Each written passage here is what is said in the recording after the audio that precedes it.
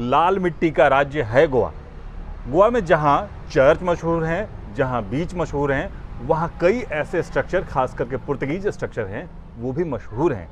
अब यहां गोवा का चुनावी बिगुल बज चुका है, जिसमें कई ऐसी पार्टियां हैं जो कि यहां अपना किस्मत भी आजमा रही हैं और अपने आप को खास करके ये भी दिखा रही हैं कि आखिर गोवा में उनकी उपयोगिता कैसी है। आम आदमी पार्टी उन्हीं पार्टियों में से एक है। अमित जी हैं, अमित जी जिन्हें आम आदमी पार्टी ने सीएम कैंडिडेट के तौर पर भी पेश किया है। अमित जी, क्या क्या मुद्दे हैं, किस हिसाब से? पहले तो इस लाल मिट्टी के देश में सरकार ने गोवा को लाल मिट्टी में मिला दिया है, यही प्रॉब्लम है गोवा की। तो अभी गोवा को साफ़ करना है, जो मिट्टी लगी हुई है इसके विकास के ऊपर वो साफ़ करनी है।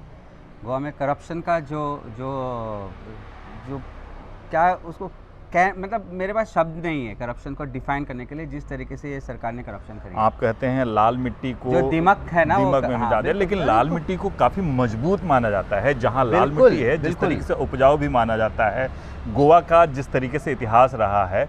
लेकिन सबसे बड़ी बात है कि आप कौन सा मुद्दे, किस मुद्दों पे लेकर लड़ाई लड़ रहे हैं? बहुत सारी। आप बेसिक जो मुद्दा है वो करप्शन का है। गोवा बिल्कुल दब चुका है, करप्शन इस लेवल पे पहुंच चुका है कि पूरा गोवा खोखला कर दिया है। गोवा का टैलेंट है, जॉब, आप हर एक चीज़ में स्कैम है।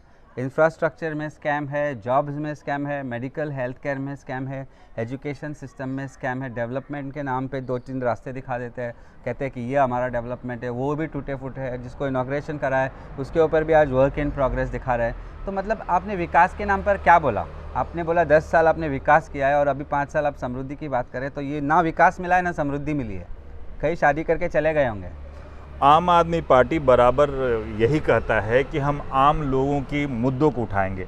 एपीएन न्यूज़ भी है जिस तरीके से आम लोगों के मुद्दे भी उठा रहा है।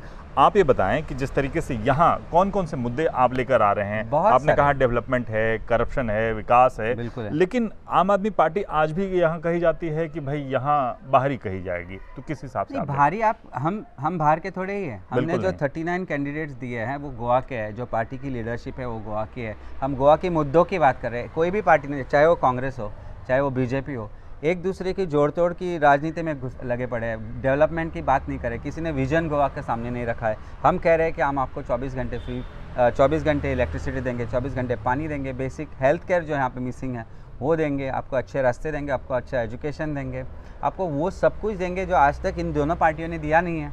आपने बस गोवा की जनता बहुत बहुत खुश रहती है, इसलिए ये कहती आ रही है कि चलो चल रहा है, ठीक चल रहा है। लेकिन आज वो एकदम दब चुकी है। अभी वो जानती है कि गोवा में बदलाव लाना है, और वो बदलाव कौन दे सकता है? एक ही पार्टी है जो आज ईमानदारी की बात कर रही है।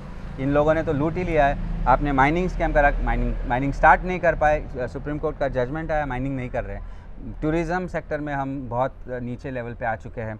अपना जो जॉब्स है वहाँ पे हर 3 व्यक्ति के पीछे 2 व्यक्ति अनएम्प्लॉयड है। ये नेशनल डेटा है, हम नहीं कह रहे हैं। गोवा में इंडस्ट्रियल डेवलपमेंट कुछ नहीं है, गोवा में IT सेक्टर में कुछ नहीं है। कौन सी चीज़ है आप जो बता सकते हैं कि गोवा का यूथ है, गोवा के जो जवान है या गोवा के बूढ़े लोग हैं, उनके लिए भी क्या आप करते हो? गोवा पूरा निकल के पोर्चुगीज़ पासपोर्ट लेके लंदन जाता है, तो क्यों जा रहा है? ये गोवा अपना टैलेंट, अपना प्यार, अपना देश, अपने लोग छोड़ के क्यों बाहर जा रहा है? क्योंकि यहाँ पे अपॉर्चुनिटी नहीं है। आप क्या क्रिएट कर रहे हो? कुछ नहीं कर रहे हो। आप कह रहे हैं कि आप पानी फ्री देंगे, बिजली फ्री देंगे, लेकिन अगर इकोनॉमी के हिसाब से देखा जाए तो गोवा का सबसे ज़्यादा इकोनॉमी बेस होता है टूरिज़्म पे, इसके अलावा माइनिंग पे। माइनिंग बंद है, कहाँ से फंड लाएंगे कि आप बिजली पानी फ्री उनको दे? पहले तो माइनिंग बिल्कुल शुरू कर सकते हैं 6 महीने में, कोई डिफ़िकल्टी नहीं है, करनी चाहिए थी, इतने साल तक नहीं करी है बीजेपी ने, यही इनका बिगेस्ट फेलियर है। दूसरी बात, आप कहोगे कि गोवा का 21,000 करोड़ का बजट है सालाना, 1 लाख के ऊपर का स्पेंडिंग है पर कैपिटा। देश के सबसे ज़्यादा स्पेंडिंग है। ये पैसे जाते कहाँ हैं? ये सब जेब में जाते हैं, पॉलिटिशियंस की जेबों में जा रहे हैं, इसीलिए पैसे लोगों के ऊपर स्पेंड नहीं कर रहे। अभी 800 करोड़ का प्रोजेक्ट कंप्लीट होते होते 1600 से 20,000 करोड़ का हो जाता है, तो 2000 करोड़ का हो जाता है। ये क्यों हो रहा है? इसका मतलब कहीं पैसे जा रहे हैं ना, किसी के तो जेब में जा रहे हैं। इसको बचाना है, रिसोर्सेज बहुत है। 24,000 करोड़ का डेट है गोवा के ऊपर, क्यों चढ़ा? ये 24,000 करोड़ गए कहाँ?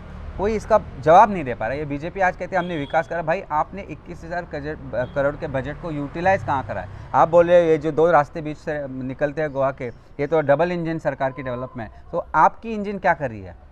बंद पड़ गई है कहीं? कई यानी बीजेपी की इंजन बंद पड़ी आप कह रहे हैं? मैं बिल्कुल पड़ी है।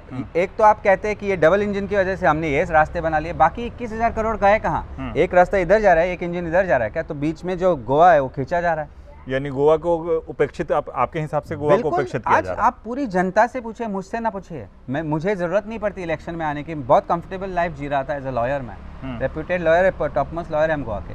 क्यों आना पड़ता है हमें इसलिए आना पड़ता है कि हम सोचते हैं कि भाई मेरा जो बच्चा है 6 साल का 20 साल बाद पूछेगा ना मुझे कि आपने पापा जब गोवा लूट रहे थे ये सब मिलके तो आप क्या कर रहे थे, तो इसका जवाब कौन देगा? 20 साल बाद तो नहीं दे सकता ना मैं। तो आज उनके लिए गोवा बचाना है, आज वो गोवा बचाना है जो हम 20 साल पहले देखते थे, जो अपना गोवा था। ये इनका गोवा है, चोर लुटेरों का गोवा बन चुका है ये। अमित जी खास करके आम आदमी पार्टी के कैंडिडेट हैं और पूरी तरह से गोवा के जो भी आज तक जो दोहन हुआ है उस दोहन के खिलाफ लड़ाई लड़ने की कोशिश कर रहे हैं। आपने कहा कि गोवा लूट चुका है, बराबर लूटा जा चुका है, अब क्या, किस हिसाब से आप इसको बचाने की कोशिश करने के बाद? पहले तो करप्शन हटाएंगे। इन चोरों ने जो है वो चोरी करी हुई है 10 सालों से पिछले, और उससे पहले कांग्रेस ने जो 10 सालों से करी हुई है। आप माइनिंग स्कैम की बात करते हो, 33,000 करोड़ का आपने स्कैम बताया, फिर आपने बोला 6,000 करोड़ का है, फिर 300 करोड़ का। मतलब वो 300 तो लाओ वापस, सिस्टम में लाओ। चोरी जिन्होंने करी है ऐसे तो उठ के नहीं गया ना मिनरल बाहर यहाँ से। तो ये सब आप कह रहे हो। आपने कहा माइनिंग हमने बंद करा दिया, आपने क्रेडिट ले लिया कि हमने, फिर आपका 10 साल सरकार रहा, आप ना माइनिंग शुरू कर पाए ना किसी को अंदर कर पाए। जो कहते हैं कि आपने मिनरल यहाँ के लूट लिए, इसका मतलब आप लूट में शामिल थे। आपने माइनिंग स्टार्ट नहीं करी, क्यों नहीं करी? सुप्रीम कोर्ट ने कहा कि इस तरीके से करो। आप फैग एंड पे जब 5 साल खत्म होने के हो तो आप कॉर्पोरेशन बनाते हो कि हमें और एक मौका दो, हम 6 महीने में माइनिंग शुरू कर देंगे। हमने तो भाई 6 महीने पहले कहा कि हम माइनिंग शुरू करेंगे 6 महीने में। तो गोवा के रिसोर्सेज है, टूरिज़्म रिसोर्सेज है, जो नेचुरल रिसोर्सेज है, उसको आपने कभी टैप करा है? आप देखते हो कि आपका यूथ, आज का यूथ एकदम ख़त्म हो चुका है। Job scam. आप 10,000 जॉब्स ऑफर करते हो, उसमें से 4,500 आप दे देते हो, उसमें से 2 कॉन्स्टिट्यूएंसी में 3,000 जाते हैं। बाकी गोवा क्या एकदम डम्ब है क्या? अमित जी एक सवाल और भी उठता है कि पिछले दिनों जिस तरीके से गोवा में खास करके लॉ एंड ऑर्डर की बात जो होती है वो बहुत ज़्यादा सुदृढ़ नहीं दिख रहा है। कई सारे छोटे छोटे क्राइम या बड़े क्राइम भी, या ऑर्गेनाइज तरीके से ये क्राइम है, ड्रग्स सिंडिकेट चल रहा है, उन चीज़ों को लेकर क्या कहेंगे? क्या उसको वो भी आपके एजेंडे में? देखिए गोवा, मैं नहीं कहूँगा कि गोवा क्रिमिनल रिकॉर्ड्स में हाई। गोवा बहुत शांत है, शांत जिस प्रदेश है, तरीके गोवा से के जो लोग ड्रग्स शांत सिंडिकेट हैं। बढ़ रहा है, लेकिन ये सब जो अंडरलाइंग, जैसे आप बोलते हैं ड्रग्स सिंडिकेट, आपको नहीं पता, आपको नहीं लगता कि ये पुलिस को पता होता है? जब कोई ड्रग्स लेने वाला जानता है कि यहाँ पे मिल रही है और यहाँ से सप्लाई हो रही है, तो पुलिस को नहीं पता होती। जब पॉलिटिकल इन्फ्लुएंस होता है, जब मिनिस्टर्स इसमें लगे होते हैं, तो कौन बचाएगा? आपने चोर के हाथ में दी तिजोरी की चाबी, तो क्या होगा? तो लोगों ने मेरे ख्याल से पिछले 5-10 सालों से यही करते आ रहे कि इन चोरों को हर टाइम चुन के लाते हैं, उनको तिजोरी की चाबी दे देते हैं, वो चोरी करते जाते हैं। अभी ये बंद होगा। एक तो पॉलिटिकल इन्फ्लुएंस बंद होना चाहिए पुलिस डिपार्टमेंट में। गोवा की पुलिस बहुत होशियार है। प्रॉब्लम क्या है कि उनको टारगेट्स दिए गए हैं कि आप ये कराओ, यहाँ से पैसे लाओ, यहाँ पे ट्रैफिक फाइन्स कराओ, यहाँ से पैसे ऐड के लाओ। तो मुझे लगता है कि ये सब ना जो पॉलिटिकल इंटरफेरेंस इन चीज़ों में होता है, तभी ये होता है, तभी क्राइम्स बढ़ते हैं। अपना सीएम खुद रिकॉर्ड पे कहता है कि जो एक रेप हुई थी ऑन द बीच और उसमें एक सरकारी नौकर भी इन्वॉल्व था, तो वो कहते हैं कि भाई पेरेंट्स की रिस्पॉन्सिबिलिटी है कि वो रात को कहाँ जा रहे हैं वो देखना चाहिए। जिस तरीके से गोवा में आज तक जो फ्री कहा जाता है कि गोवा फ्री है, महिलाओं के लिए खास सुरक्षित है, वो कहीं सुरक्षित में नहीं क्या है, उसमें ठेस लगी है कहीं ना कहीं, उसमें लगी है। वो ठेस लगने के कारण ये सरकार है। मैं आज भी कहूँगा बहुत सेफ है महिलाओं के लिए, हम सम्मान करते हैं महिलाओं का। आप कहीं पर भी तकलीफ़ में रहोगे, आप कोई भी आप न जानते हो उनको, लेकिन वो आपको आएंगे हेल्प करने के लिए। भाई गोवा है, गोवा की खासियत है, गोवा का दिल अच्छा है, गोवा के लोग बहुत अच्छे हैं। प्रॉब्लम गोवा के पॉलिटिशियंस है। ये पॉलिटिशियन ने गन मचा रखे ना, ये ख़त्म करनी है। सबसे गंदी चीज़ गोवा में पॉलिटिशियंस है। गार्बेज भी नहीं है, ये पॉलिटिकल गार्बेज जिस तरीके से आप तर्क दे रहे हैं, क्या आम आदमी पार्टी आएगी तो इस तरह के गार्बेज, इस तरह की गंदी पॉलिटिक्स खत्म हो जाएगी? बिल्कुल हो जाएगी। लोगों को विश्वास आएगा, लोगों को लगेगा कि ये आम आदमी जो है, जिन्होंने एक सही एक विजन गोवा का रखा है, आपकी पार्टी चुन के आएंगे, बिल्कुल आएंगे। आपकी पार्टी की सरकार है दिल्ली में, कई बार वहाँ भी सवाल उठे हैं, तो क्या वो लोग वो नहीं सुनेंगे, वो नहीं देखेंगे?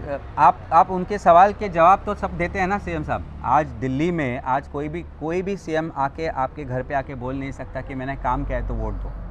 दिल्ली का एक ही सीएम है, केजरीवाल जी एक ही है जो व्यक्ति है जो जाते हैं घर पे, बोलते हैं अगर हमने आपका काम किया है, अगर आप चाहते हो कि हम वापस आए तो हमें वोट दो, और लोग देते हैं। इसका मतलब क्या है? इसका मतलब एक ही है कि जो व्यक्ति वोट दे रहा है वो जानता है कि इन्होंने काम करा है। छोटे मोटी चीज़ों, छोटी मोटी प्रॉब्लम हर जगह होती है, लेकिन आज आप देखिए CCTV दिल्ली में लगे हुए हैं, लेकिन पुलिस डिपार्टमेंट दिल्ली का सेंट्रल गवर्नमेंट के पास है। आज सेंट्रल गवर्नमेंट करने नहीं दे रहा है काम, फिर भी वो डट के काम कर रहे हैं। यहाँ तो पूरी गोवा हमारी है। आप कहीं ऐसा नहीं देख रहे हैं कि आम आदमी पार्टी इसे एक तरह से एक्सपेरिमेंट के तौर पर इसे तुलना कर रही है कि भाई यहाँ भी एक छोटा राज्य है, यहाँ एक आते हैं, एक्सपेरिमेंट करते हैं, अगर 2-4 सीटें मिल जाती तो ठीक है, नहीं तो एक क्षेत्रीय पार्टी से नेशनल पार्टी का कम से कम तो कुछ 4% वोट अगर मिल जाते हैं तो वो तो मिल सकता है। मेरे ख्याल से ये नैरेटिव जो बिल्ड किया गया है ये कांग्रेस और बीजेपी ने बिल्ड करा है। आज एक अल्टरनेटिव गवर्नेंस की पार्टी करके गोवा में आज आम आदमी पार्टी उभर रही है। 2017 से 2021 का सफ़र जो था आम आदमी पार्टी का, वो सफ़र था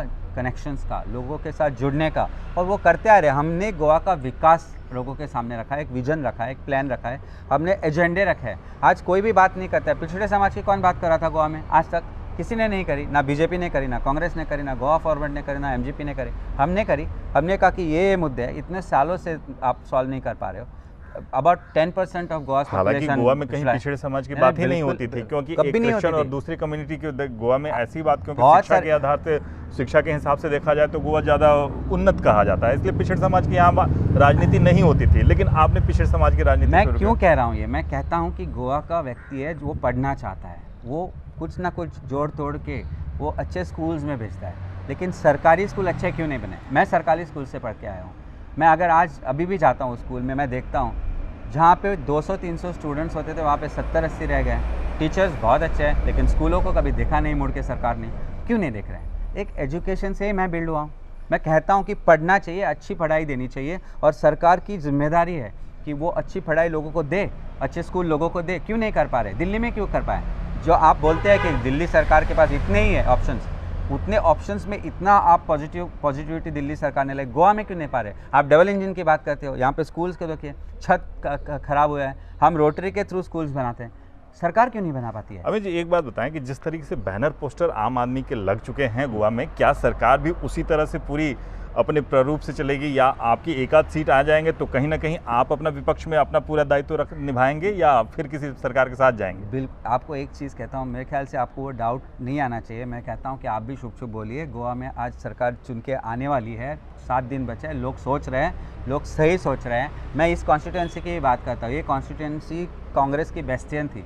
लोग कहते हैं कि मेरा यहाँ डिपॉजिट चला जाएगा। मैं कह रहा हूँ मैं जीत रहा हूँ। अभी हम लोगों के पास जाते तो लोग कहते हैं ना कि हम आपको सपोर्ट करेंगे। अभी देखेंगे 10 तारीख को क्या नतीजा निकलता है, बट मेरे ख्याल से एक पॉजिटिव जो चेंज है वो लोग देख रहे हैं आम आदमी की पार्टी के रूप में, और वो आएगी। देखेंगे हमारी आवाज़ असेंबली तक पहुंचेगी, चाहे सरकार बने ना बने, लेकिन हम लोगों के लिए लड़ते रहेंगे, हम गोवा के लिए लड़ते रहेंगे। जिस तरीके से आम आदमी पार्टी के अपने दायित्व हैं, या यूं कहें कि आम आदमी पार्टी जिस तरीके से दावा कर रही है, यही कर रही है कि गोवा में मचे हुए भ्रष्टाचार को पूरी तरह से ख़त्म करेगी और लोगों तक पहुंचकर उनकी समस्याओं को भी दूर करेगी। APN यहीं आपको पड़ाव देता है। आगे इसके बाद कुछ और भी चीज़ें आपको दिखाते हैं, ज़रूर आप देखते रहें APN गोवा।